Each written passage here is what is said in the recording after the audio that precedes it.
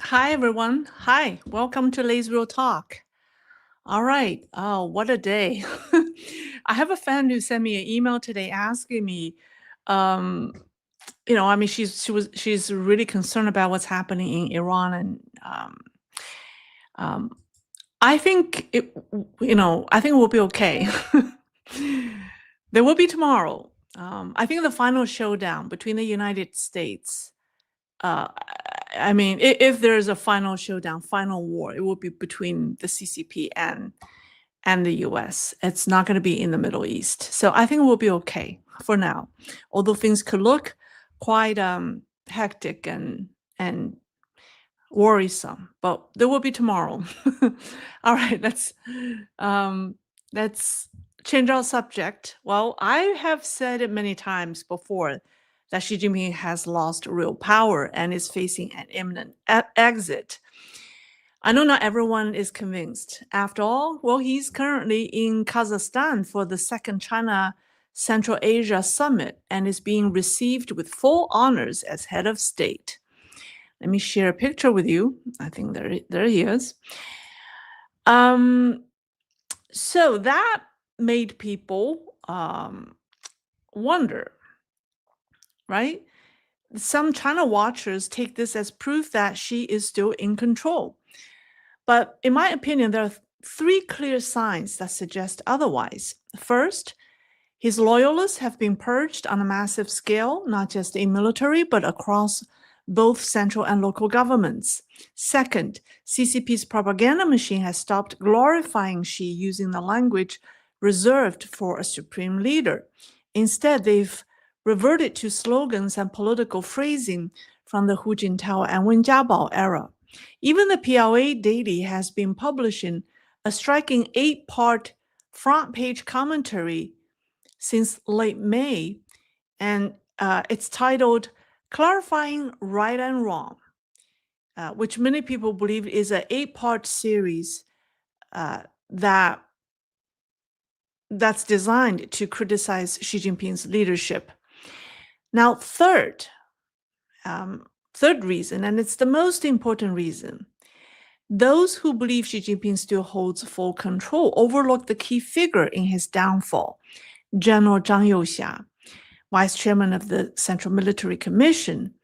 In the past 3 months, we've seen one vice chairman disappearing and one dead, right? Let me share with you pictures. Oh, there's Xi Jinping in Kazakhstan. Yeah, so we have witnessed one disappearing. He Weidong has not been seen in public since March, and Xu Qiliang, the retired vice chairman of CMC, died. So the fact that Zhang Youxia seems to be untouchable and is very active tells you something. So the dramatic. Hold on, let me play you a video. Let me play you a video that I think is telling. I had played this to you before, but take a look at. Oh, there's Zhang Youxia. Oh, hurry, turn back. The boss is coming. Let me turn back. Okay, there he is. And here's 2025. There's Zhang Youxia. He doesn't even bother to turn his head as the boss walked right behind him. I think this video is worth is worth 10,000 words. I mean, that video tells you everything. Hold on, is that video still okay? Let me get rid of this video. Let me remove. Okay. Where is that? Where did it go? Here we go. Okay, this is better.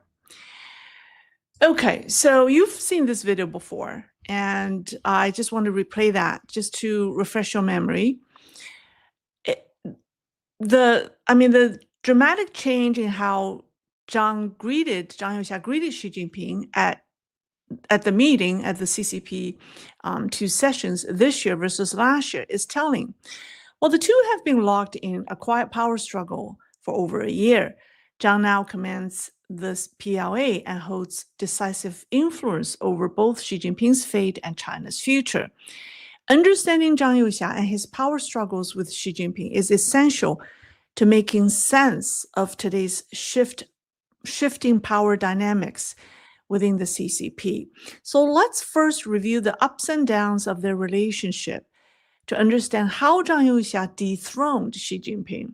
Honestly, I don't think it's his choice, but it's his fate.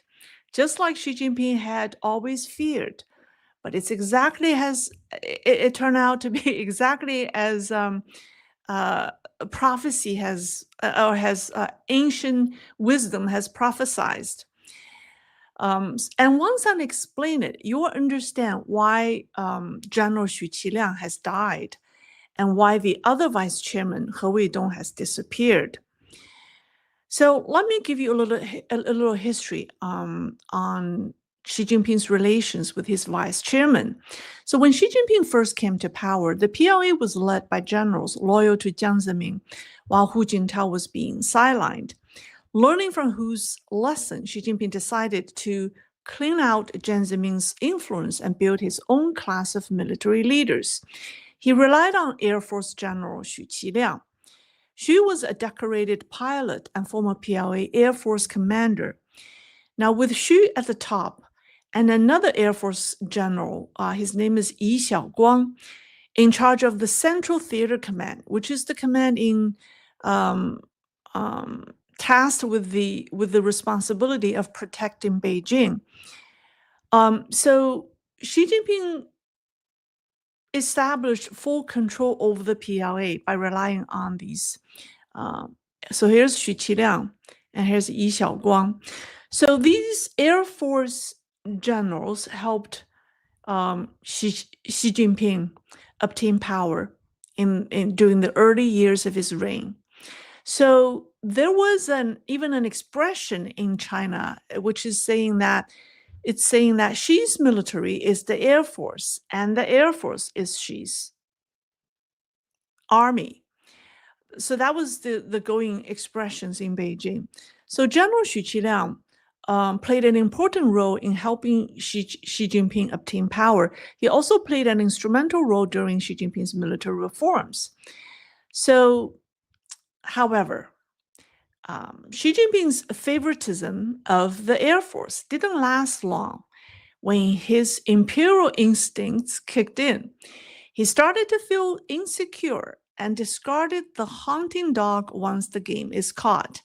He began to grow suspicious of the Air Force officers who had helped him rise. And then he looked to replace them with loyalists from the 31st Group Army based in Fujian, which was his old power base. And so Yi Xiaoguang, the man you see on the screen, was quietly ordered to retire at just 63 years old. And he was replaced in 2021 by Lin Xiangyang, a younger general from Fujian. So in this transition, Zhang Youxia rose to prominence.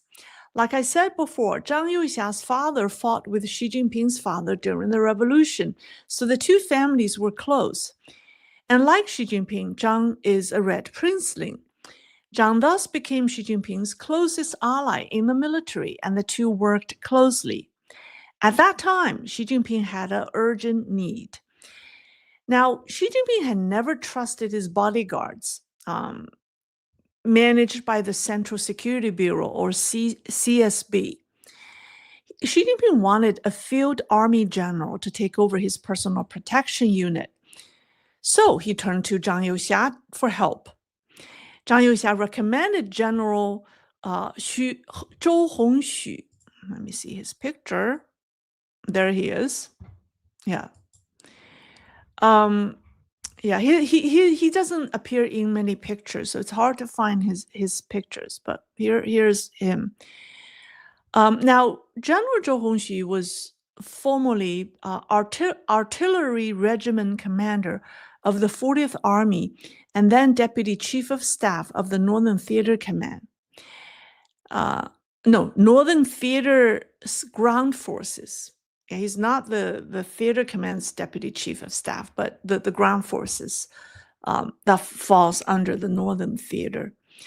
And so in July 2021, Zhou was officially appointed the head of CSB, or Central Security Bureau. So he was put in charge of Xi Jinping's personal protection. General Zhou's appointment as Xi Jinping's head of security signaled deep trust between Xi Jinping and Zhang Youxia. At the time, their relationship was at its peak.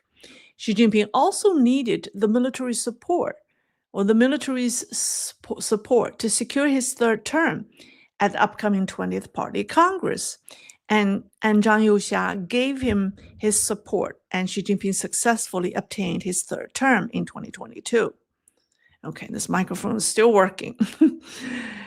And then at that party Congress, General Xu Qiliang retired, and he was replaced by Zhang Youxia. But the power dynamics shifted again when Xi Jinping suddenly realized that Zhang Youxia had grown too powerful.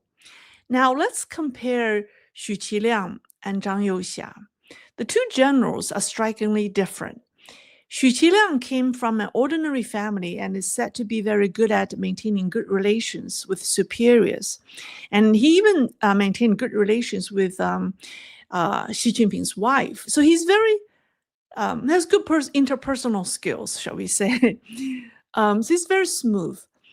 Otherwise, he wouldn't rise to the top.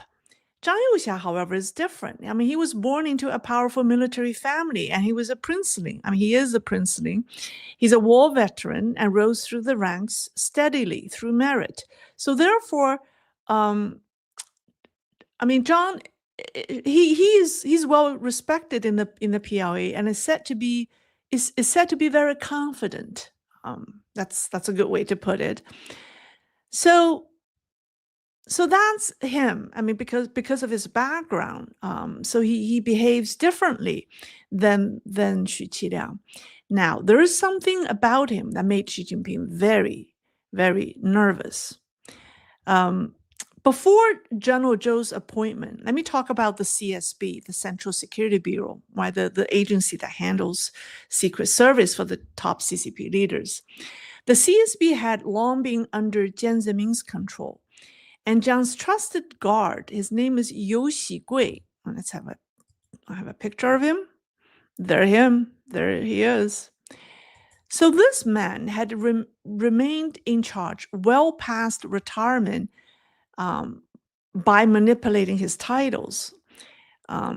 He stayed in power as the party's secretary while using his former subordinate Cao Qing as a puppet director who oversaw Hu Jintao's security.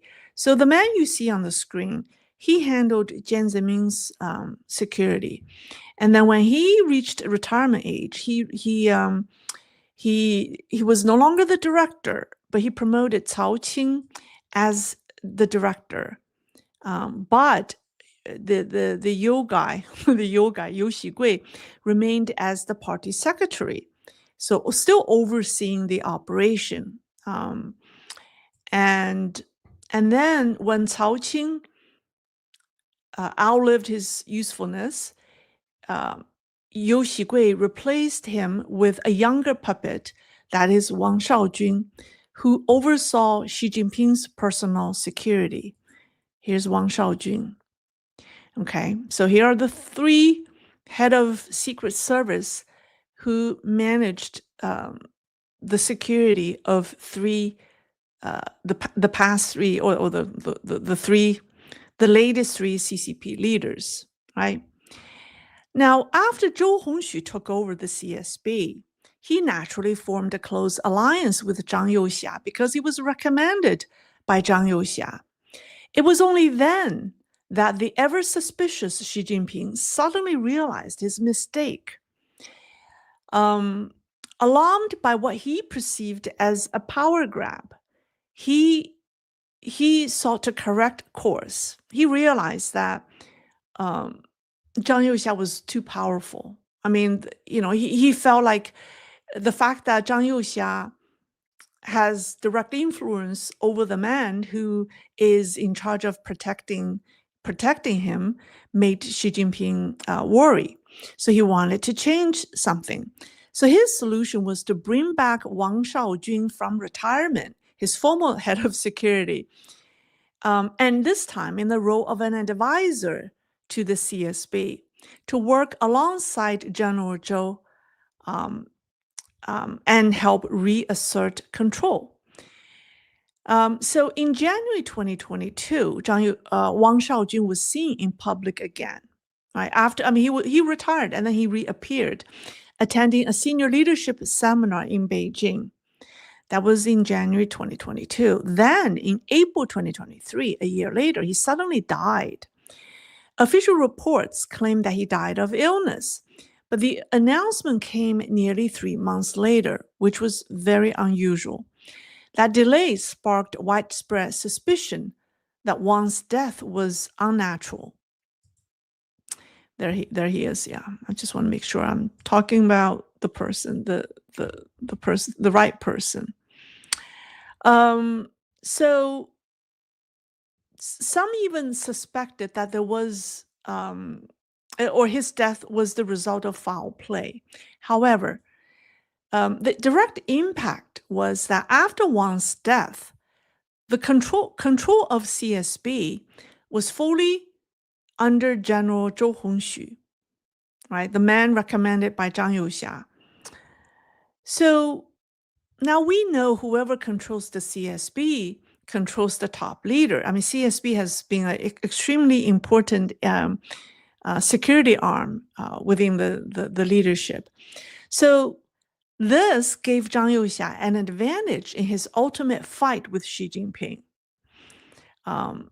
Think about it. Because the man who oversees Xi Jinping's security is one of his people. Meanwhile, Zhang Youxia also has the support of other Red Princelings who are retired generals, like General Liu Yuan, who is the son of Liu Shaoqi. I mentioned him many times before. So all of this made Xi Jinping begin to grow paranoid about Zhang Youxia's growing influence. And most dreadfully, Xi Jinping is very superstitious. He believes in supernatural powers and prophecies. So there's a famous Tang Dynasty poem that many believe predicted Xi Jinping's downfall. Do I have it? Oh, here we go. No, I have to go to the... Yeah. And so here's the prophecy. Let me make this bigger so you can read the text. So it says, there was a soldier with a bow who uttered a white-headed man. He ambushed with a golden sword at the east gate. The warrior entered the palace through the back door. Everything in the poem described a warrior staging a coup or had an assassination attempt, right, against someone in the palace. And then what's even worse is Xi Jinping's name corresponds to the white-headed man, as I illustrated here for you. White feather is Xi Jinping, is the name Xi in classical Chinese character. And then Zhang Youxia's name is precisely warrior with a sword or warrior with a bow. Here we go. So, and then, by the way, former Premier Li Keqiang and then the current Premier Li Qiang, their name also has a bow. However, no one has a name whose all three characters reference the prophetic poem about, but Zhang Youxia's name. So yeah, there are a lot of people's names that have certain elements of the prophetic poem, but only Zhang Youxia's name has like all three characters of his name has a reference to the poem, to the prophecy, and this is very ominous.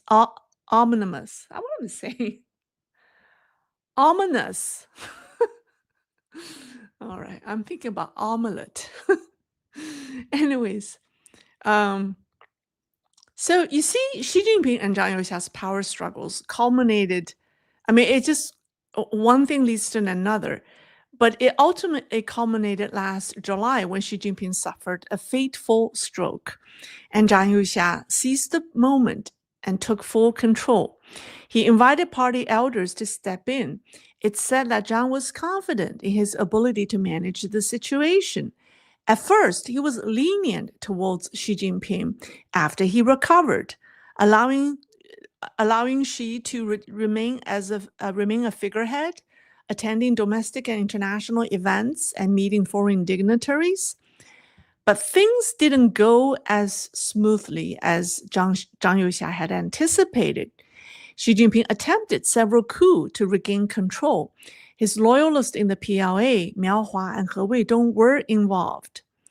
Let me go on. I just want to match names with faces. Where are they? Where are they? Oh, here we go. The dynamic duo. Here we go. Yeah. Let me come back. So these two were involved. However, Zhang Youxia overlooked one man who played a central role in organizing the effort for Xi Jinping. That is the retired former vice chairman of CMC, General Xu Qiliang. Oh, do I have a picture of him? Where did he go? I have to find him.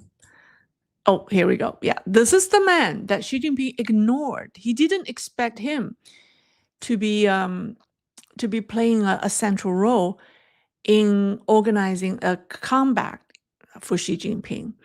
So desperate to reclaim power, Xi Jinping had turned to Xu Qiliang to rally support within the PLA. According to inside sources, Xu was the one coordinating the coup behind the scene alongside Miao Hua and He Weidong. So the confrontation escalated between the two sides. It was said that they opened fire and shots were fired at each other. And that's when Zhang Youxia realized leniency was no longer an option. So, and then what we saw was, obvious. Miao Hua was arrested. Miao Hua was arrested and investigated. His downfall was announced at the end of last November. And soon after, a couple of months later, He Weidong disappeared. Rumors suggest he either committed suicide or was executed. We still don't know, but he has completely disappeared. He has even disappeared from the Politburo list. Now, Xu Qiliang, what happened to him? Well, he died. And sources say he was literally scared to death. I made a video about Xu Qiliang's death. But if he was the mastermind behind the coup, he would be scared, right? When his death was announced, the time, ominously listed as 12/12, sent a chilling warning to Xi Jinping's remaining loyalists. I explained what 12/12 means in Asia or in China. It means coup. So it is said that Xu Qiliang's death marked the final nail in the coffin for the Xi Jinping faction's attempt to regain control. And it was a strong gesture or statement that Zhang Youxia put out there to warn everyone. So by controlling the PLA now, Zhang Youxia is the most powerful man in China. But he reportedly doesn't have any ambition to be the CCP leader. He's only interested in being a military leader. However, the party elders are divided because of different factional affiliation. So let's talk about Zhang Youxia's relations with different factions. So Zhang Youxia distrusts the Jiang Zemin faction, and that distrust runs very deep, according to insiders. And he showed a clear preference for Hu Jintao and Wen Jiabao and Wang Yang. Let me show you the pictures. Because as the military leader, I mean, whoever he endorses will inevitably retain the top position in the party, right? So who he supports means a lot, carries a lot of political weight. So Zhang Youxia is said to have turned to these three men, he trusted the reformist faction over the Jiang Zemin loyalists or others. And then that shift likely alienated former Jiang Zemin allies like Wang Huning, Ding Xuexiang. Where are they?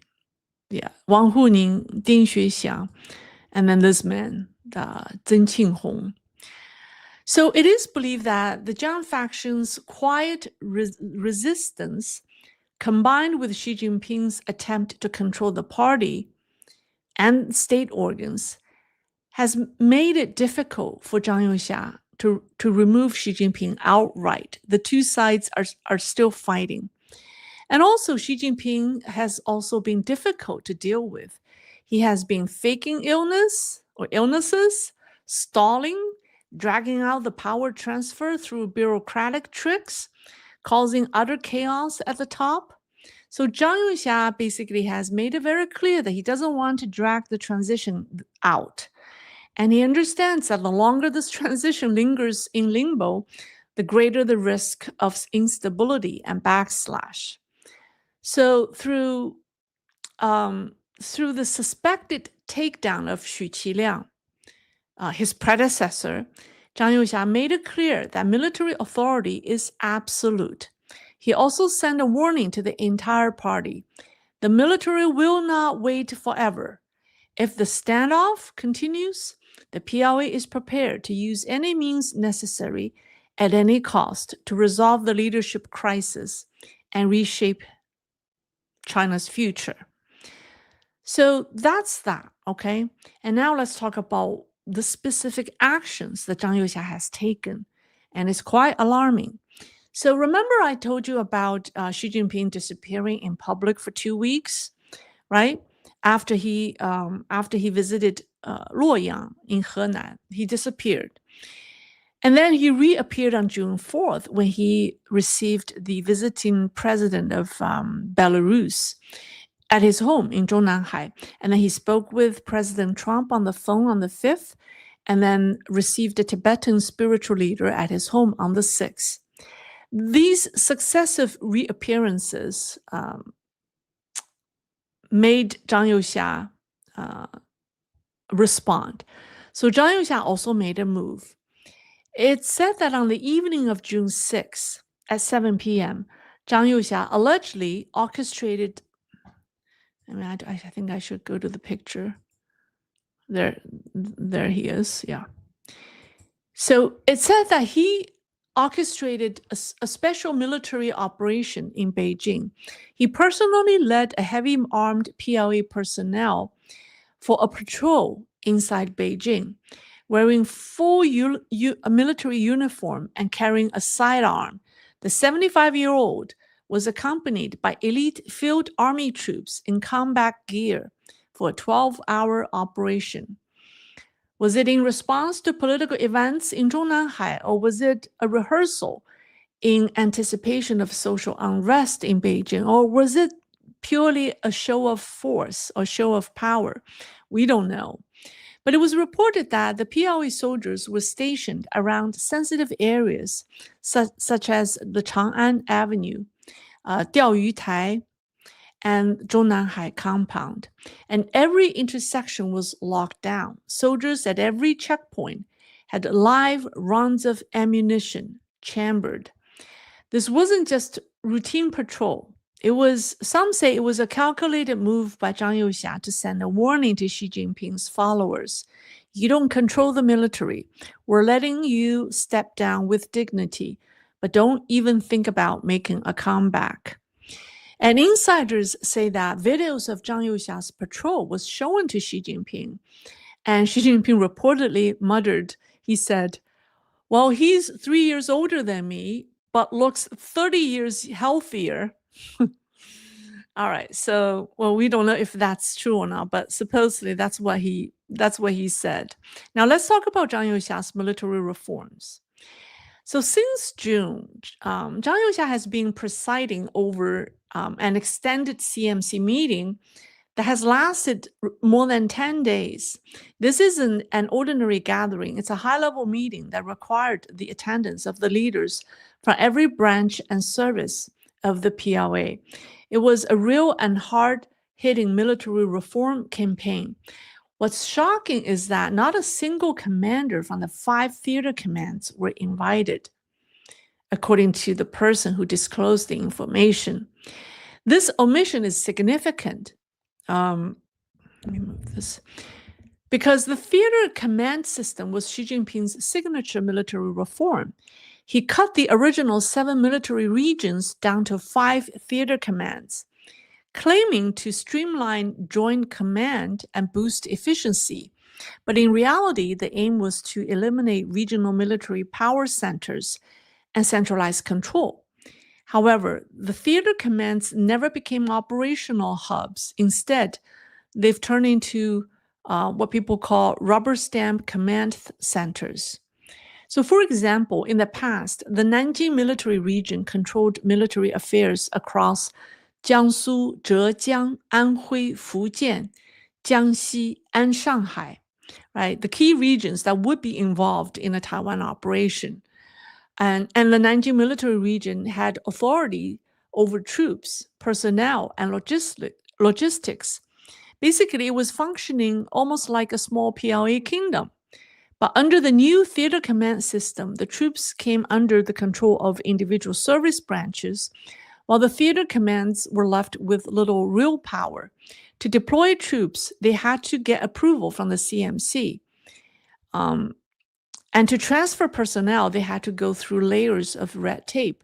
So the result is inefficiency across the board.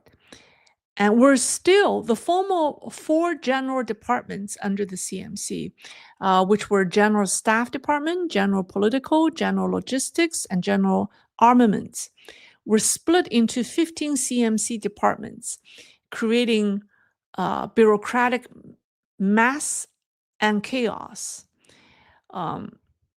So it's said that at the core of Zhang Youxia's recent meeting is the plan to abolish Xi Jinping's theater command system and restore the original 7 military regions and rebuild the 4 general departments and reconstruct PLA's chain of command.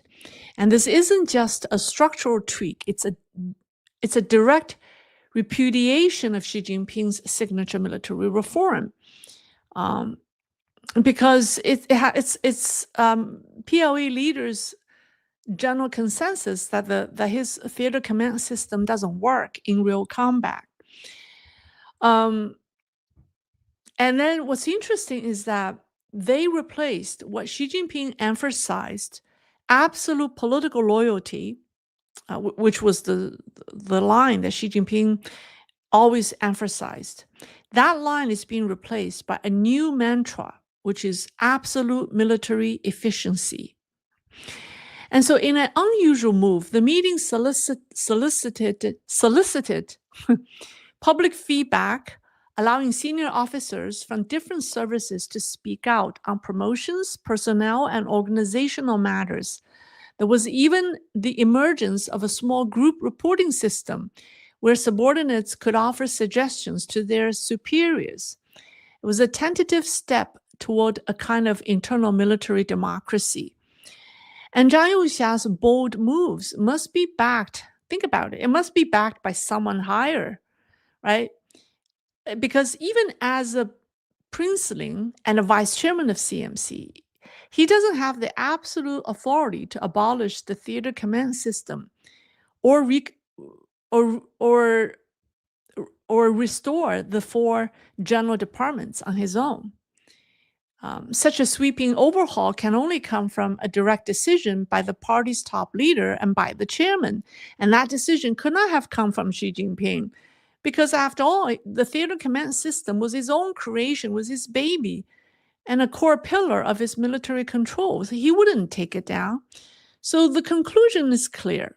It came from Zhang Youxia himself, since he is the commander-in-chief, even though Xi Jinping still holds the title.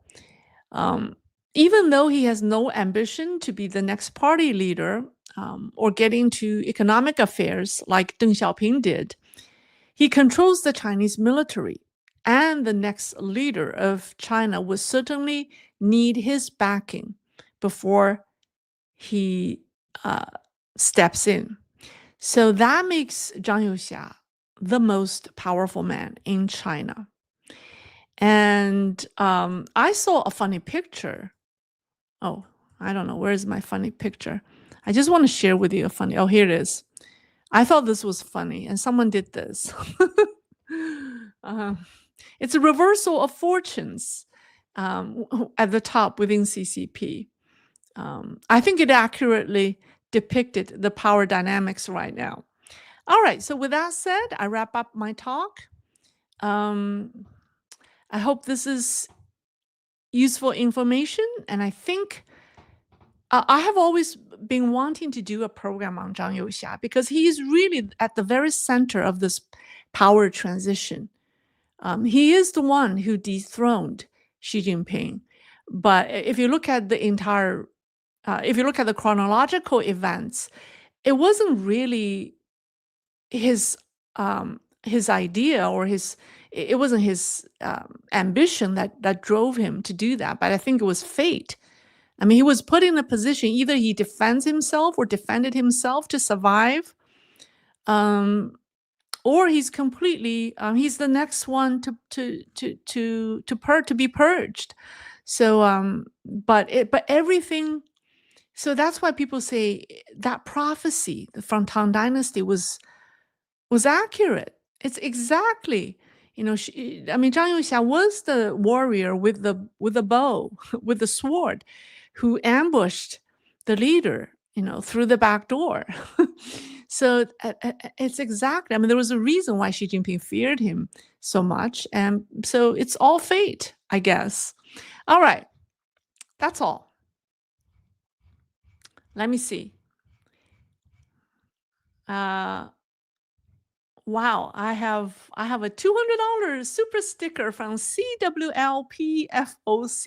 Whoever you are, I thank you. Thank you for your hard work. I thank you for your recognition. I think I lost some hair over this because I had to pull my hair out to do this because it is a lot of information to digest and understand myself first. Oh, Mike Stewart. Are average PLA soldiers aware of how things have gone for China's allies? I use that team loosely. You mean Iran and North Korea and Russia? I think the senior officers do. I mean, they have to. I mean, they have to be watching what's happening in the Middle East. But I don't think the junior ones. So you say average PLA soldiers, they may not. They may not because the internet is censored. Unless their superior tell them, inform them. Otherwise, they wouldn't know. Yeah, hold on. Jim's FSN. Thank you. Oh, I'm going backwards. So let me see.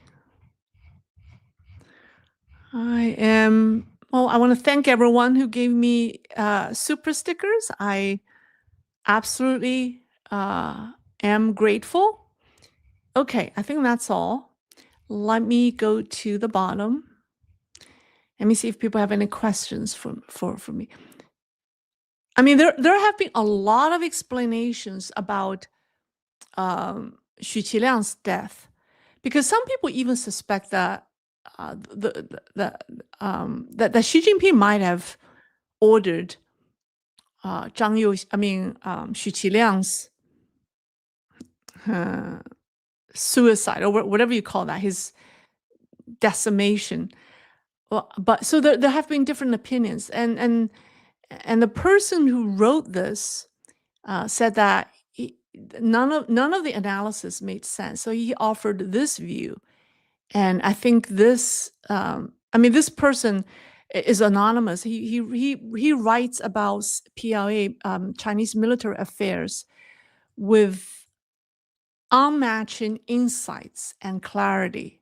I think he must be an insider, and nobody. So I will actually post the reference link for you, because it's very insightful. Okay, so let me see. Let me see if people have any questions for me.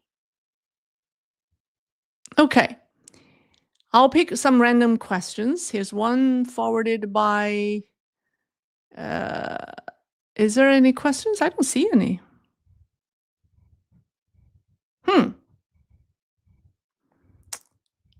Oh, here's a question from Digital Sean.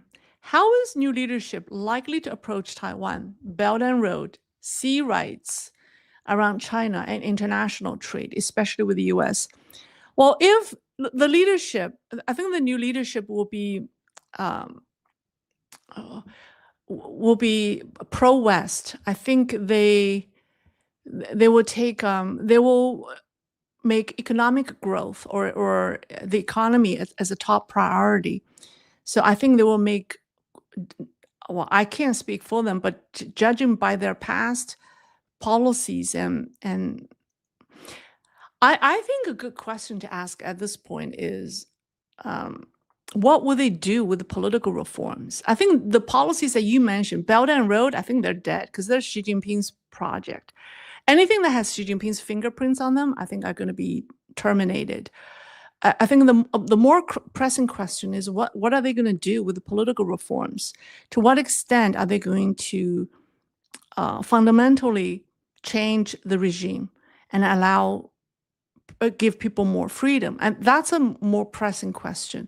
I think they're going to end. They're going to end all the Xi Jinping trademarks like Belt and Road. Yeah, and then the tariff war. I think they'll have a different approach when it comes to tariff negotiations with the U.S. Okay, here's a question from D Glass. Whatever happened to Wang Yang? I thought Wang Yang was the favorite. Now we have to remember this Zhang Youxia, whoever. Well, no, your understanding is spot on. I mean, Zhang Youxia is the military leader. If you watch my previous program, Zhang is going to lead the military, but Wang is going to become the party leader, right? And then Hu Chunhua will be the premier. So it's going to be the dynamic trio, supposedly, based on what we've heard so far. It's going to be the dynamic trio. It's not going to be just one leader who's going to overpower the other two. And they have to work as a team, supposedly. That's the idea. So Wang Yang is not out. But nothing is certain until the last minute, because it's an ugly picture, because within the party elders they have different factions, and there's also the princeling faction that also has their agenda. So things can get ugly, but that's why Zhang Youxia is very important, because who he supports will stand out, because he controls the gun. And he is a princeling, right? So that makes him very powerful, even though he's not going to get into the party affairs or the politics, or he's not going to get involved in domestic affairs. But because he controls the gun, who he supports makes a big difference. And that's why he matters. Okay. All right, here's a question from Mattster S.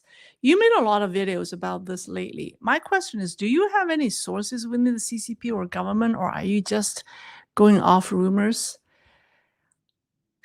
Sources, I don't. All these sources are out there, right? All these sources, you have various Chinese commentators leaking sources. I could name like a dozen or even 2 dozens of them leaking sources. none of them is official because this, by nature of CCP's business, if you try to confirm anything, you cannot confirm. But various different factions are intentionally leaking information to the outside world with the intention to have it spread in their favor, and then to spread it back to China. So my job is to decipher from the various sources of information to see which one is more realistic than the others. Nothing can be confirmed 100%. But if you look at the history of CCP's politics, or if you look at the track record of commentators like myself, we have a better track record than mainstream media,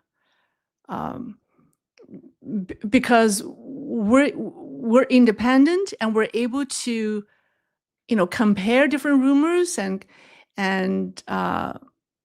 do offer an analytical view of the different stories. And sometimes they're very interesting. You know exactly why people are leaking certain rumors, and you know exactly what's the intention behind them. So when you have seen enough, you kind of get an idea of what's real and what's not. Or if you have multiple sources saying the same thing, and then the multiple sources are not related at all, then chances are it's probably true. Or it has a higher chance of being true. And that's the only way we could do this at this point. If you wait for the official, if you trust official sources, you're gonna fall. You're gonna fall miserably. Anything official coming out of Beijing is a trick. So let's put it that way. All right. Someone said, I love hearing Lei speaking Chinese. All right. Okay, that's good. That's excellent. Robert Lopez, you should write a book explaining the rise and fall of Xi Jinping, showing graphics explaining the relations and roles of each character plays. I will take too much time from me. If I do that, I have no time doing this.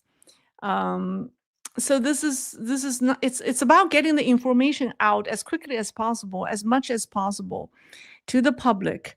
It's not about my book. It's okay. I'm not an author. I'm sure there are other people who are better writers than me, who can write. They can write books. Don't we have an army of scholars, China scholars, who do this for a living? They should write books. I'm just a lowly YouTuber. That's my preferred role in this world. Netflix foreign. I'm still worried about July and how everything will be affected by the tsunami. Why do none of the prophecies mention Taiwan getting hit? I think there are prophecies about Taiwan, but whether or not it's in July, I'm not sure. But that's a different topic. That's metaphysics. It's about metaphysics. I think I'm not sure what's going to happen in July. It could come in a form of natural disaster, like tsunami, or it could also come in a form of geopolitical conflict, like war, or it could come in a form of pandemic. I mean, China's COVID outbreak in China has escalated, and I saw a doctor predicting that there will be major outbreak in July in China. So it could come in various forms. It doesn't have to be tsunami. So so we don't know what it is. Or it could be war. Mike Stewart, if I were a PLA soldier, I'd be installing a VPN. Yeah, but I think a lot of the Western brands of VPN doesn't work in China. All right, let's see. All right, let's see. Any questions? That seems to be all. Oh, a lot of comments. Okay, here's a question from CG Priest. Greetings, all. Question: can you do a brief recap on what is happening in China? I'm just joining you. You are great to hear. Blessing. Oh, what's happening in China? That's a big topic. What's happening in China? Well, okay, real fast. Xi Jinping has lost power. He's only a figurehead. He does not control the military, but the person who controls military is Zhang Youxia, and I just spent 30 minutes explaining that. So yeah, what's happening is Xi Jinping does not have full control of the regime. Okay, that's all. That's all for tonight. I hope everyone stays well. I hope nothing happens in Iran, and I hope there's still tomorrow. There will be. Okay, till next time. I'll see you later. I'll see you in 2 days. Okay, bye-bye.